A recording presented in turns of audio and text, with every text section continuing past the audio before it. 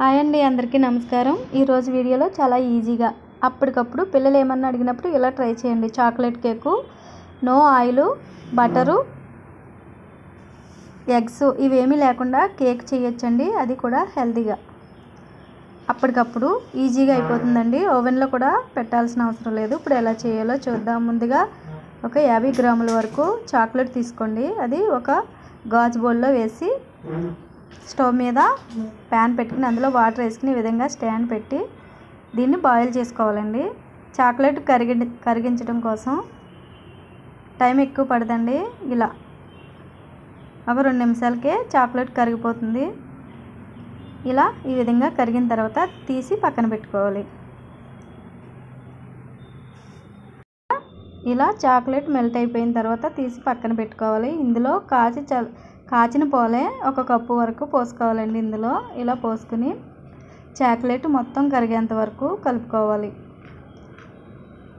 ఈ విధంగా బాగా కలిసిపోయిన తర్వాత ఇందులో ఒక అరకప్పు పంచదార వేసుకోవాలండి. ఈ పంచదార ప్లేస్లో బెల్లం కూడా వేసుకోవచ్చు.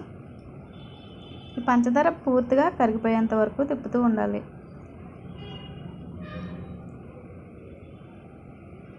ఇందులో బాగా పంచదార కలిసిపోయిన తర్వాత మనం బటర్ వేసుకోవట్లేదు కదండి. ఇందులో మీకు ఇష్టం ఉంటే ఇలా మేగడ వేసుకోండి. ఒక అరకప్పు వరకు మేగడ వేసుకోండి. లేదంటే 2 స్పూన్ల వరకు ఆయిల్ వేసుకోండి, సరిపోతుంది. నేను ఆయిల్ గట్ట ఏమీ వేయట్లేదు. ఈ మేగడ లేనప్పుడు ఇలా ఆయిల్ వేసుకోండి, సరిపోతుంది. ఇలా బాగా మొత్తం చాక్లెట్ మొత్తం మేగడ బాగా కలిసిపోవాలి. ఇలా కలిసిపోయిన తర్వాత ఇందులో దీని మీద ఒక జల్లెడ గట్టి పెట్టుకుని 2 స్పూన్ల వరకు కోకో పౌడర్ వేసుకోవాలి. అలా వేసుకున్న తర్వాత 1/2 స్పూన్ వరకు బేకింగ్ పౌడర్ వేసుకోవాలి. ఇలా బేకింగ్ పౌడర్ వేసుకున్న తర్వాత ఒక కప్పు వరకు మైదాపిండి వేసుకోవాలి. ఇలా మైదాపిండి వేసుకుని దీన్ని జల్లెడ గట్టిలో వేసుకున్నాం కదా, బాగా జల్లించుకోవాలన్నమాట. ఇలా మొత్తం అంతా జల్లించుకున్న తర్వాత ఇలా విస్కర్తో నీట్గా మొత్తం అంతా కలిసేటట్టు, పిండి మొత్తం కలిసేటట్టు కలుపుకోవాలండి.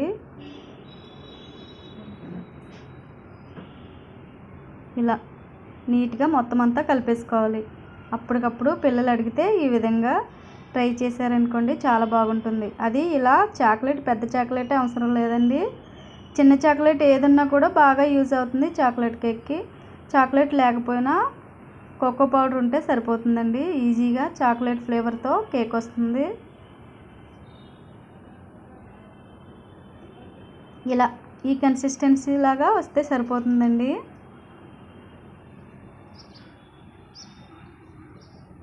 మొత్తం పిండి ఉండలు లేకుండా బాగా కలుపుకోవాలి. ఇలా పిండి కలిపిన తర్వాత మనం కుక్కర్ తీసుకుని ఈ విధంగా స్టవ్ వెలిగించి కుక్కర్ పెట్టుకుని ప్రీ హీట్ చేసుకోవాలండి. 20 నిమిషాలు ఒక స్టాండ్ పెట్టాలి కుక్కర్లో. నేను ఉప్పు అది ఏమీ వేయట్లేదండి. ఓన్లీ కుక్కర్ పెట్టి స్టాండ్ పెట్టి ప్రీ హీట్ చేశాను 20 నిమిషాలు.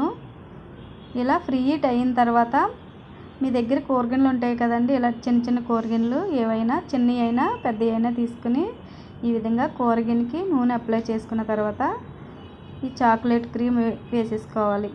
బౌల్లో 1/2 వరకు వేయాలండి. ఇలా వేసి కుక్కర్లో పెట్టేసుకోవడమే ఈజీగా.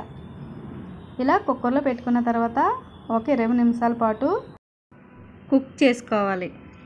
మిగిలిన పిండి నేను ఓవెన్లో పెడుతున్నాను.